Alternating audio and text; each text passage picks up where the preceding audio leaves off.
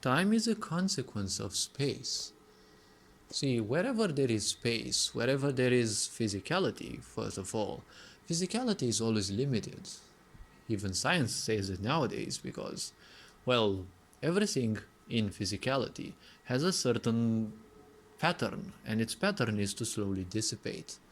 And this dissipation, well, you also heard most likely that atoms, molecules, and the such, they pendulate in between existence and inexistence because there are, let's say, frames or seconds, or probably not seconds because as of what I heard is much faster, but there are times when they simply are out of existence and then they simply come back into existence. And matter, you all know that physicality is limited. It will always be limited. And that's one point. Where there is physicality, there is time. Now, you've probably seen a lot of documentaries on black holes and the such, and they all look so vivid, but unfortunately for people and their curiosity, those are nothing else but CGI. No one has seen a black hole up close, and most likely if they did, they wouldn't live to tell the story. And secondarily, when you use mathematics with imagination, well, you can get all sorts of imaginative stuff. If you remember, imagination can be so strong, so powerful, it can become so vivid that it gives you the impression it is indistinguishable from reality. It is similar to those vivid dreams. They, in extremely rare cases, can be indicative of something. Other than that, in most situations, dreams are nothing else but purification of the mind, just like the liver, stomach, heart, and all of our organs, even our cells. Each of our cells has a system which allows itself to clean it, right? They clean themselves. Our cells, our tissues, our organs, right? Our organ systems, they each cleanse themselves, right? Just like you have the metabolism. It also cleanses the body of certain things and it removes whatever is no longer needed. Similarly, our mental body, our emotional and psychological body, each have things like that. When one is asleep, some of these things, when this cleansing of the body happens, they might end up as so-called dreams, but in extremely rare cases, they would be something indicative like messages, or premonitions. Let's call them premonitions because people are way too poisoned by the idea that the universe might actually communicate with you. Yes, there are numerous voices, but one needs a certain level of understanding of the human body to understand those voices. There are situations in which if someone is depressed enough or if someone is broken enough, certain parts of them will be open to such and they will be more sensitive to the such. But modern science will call them crazy and, well, they will end up on all sorts of pills that have been specifically made to negate such capacity. So when it comes to time, time is a consequence of space.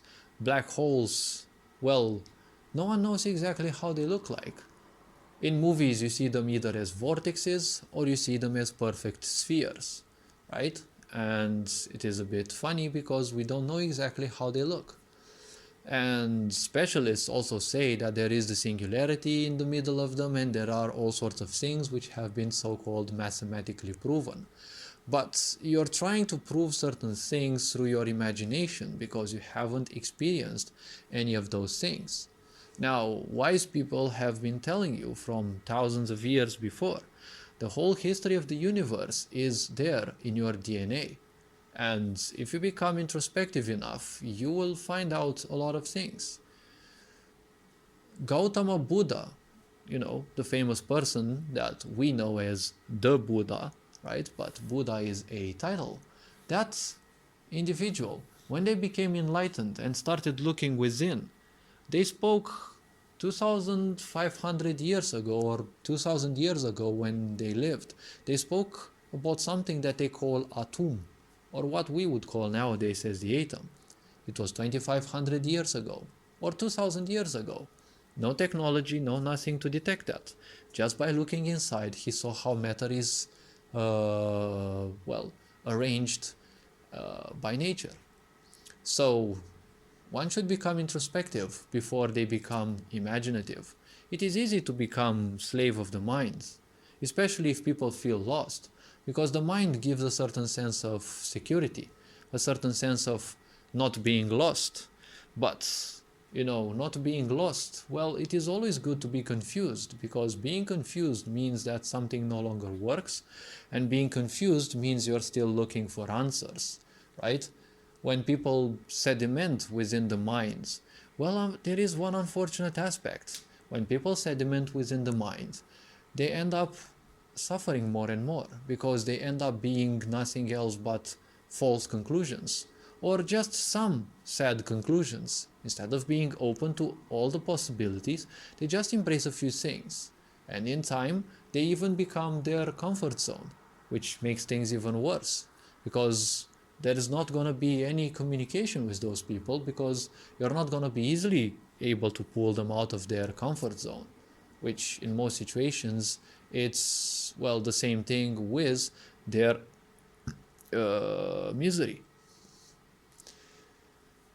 But, the mind gives you a certain sense of security, a certain sense of not being lost.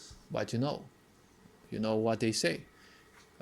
He who gives up comfort for security, or vice versa, was it? He who gives liberty for security, right, deserves neither, or freedom for security deserves neither, right? So all this being said, hopefully this video was introspective enough. Take care, enjoy life, become introspective, and you'll see that answers that you're looking for are there, and they hardly wait for you to find them. Take care, enjoy life, stay awesome, and all this being said, wishing you an awesome day. Ferengian Board, signing out.